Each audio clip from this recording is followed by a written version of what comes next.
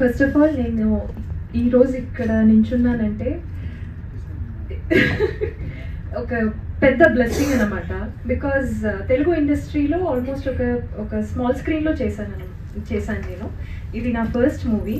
So movies చేస్తున్నాను అనేది, లేకపోతే ఇలాంటి ఒక అమ్మాయి ఉంది అనేది ఫస్ట్ ఆఫ్ ఆల్ మన టీమ్కే అసలు తెలీదు.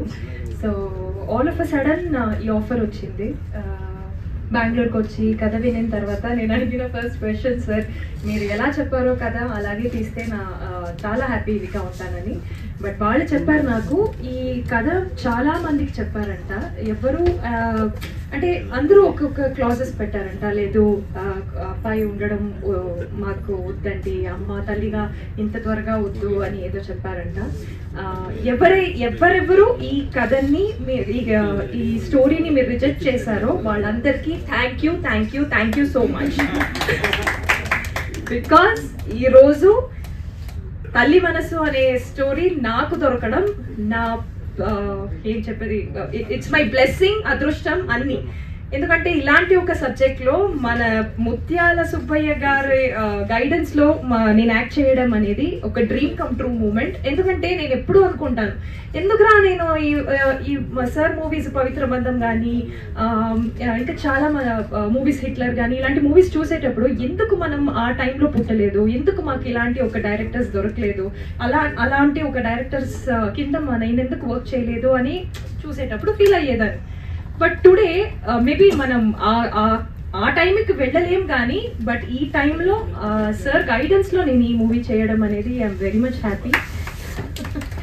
And thank you so much for the team. నా మీద అంటే ఇది మామూలు కథ కాదండి. బికాజ్ ఎవరైనా ఇది నటించవచ్చు అనే స్టోరీ అయితే అస్సలు కాదు. దీనికి ఒక బాధ్యత ఉంది, దీనికి ఒక భారం ఉంది, వెయిటేజ్ ఉంది ఈ క్యారెక్టర్లో. అది ఫిలిం మొత్తం ఏదో ఒక్క సీన్లో నటించి అమ్మగా వచ్చి వెళ్ళడం కాదు, తల్లి మనసు. So from the beginning end దాకా మూవీ స్టోరీని భుజం మీద తీసుకొని వెళ్ళాలి అన్నట్టు ఒక క్యారెక్టర్ ఇది. నా మీద అంత ఒక నమ్మకం పెట్టి నాకు ఈ స్టోరీ ఇచ్చినందుకు థ్యాంక్ యూ సో మచ్.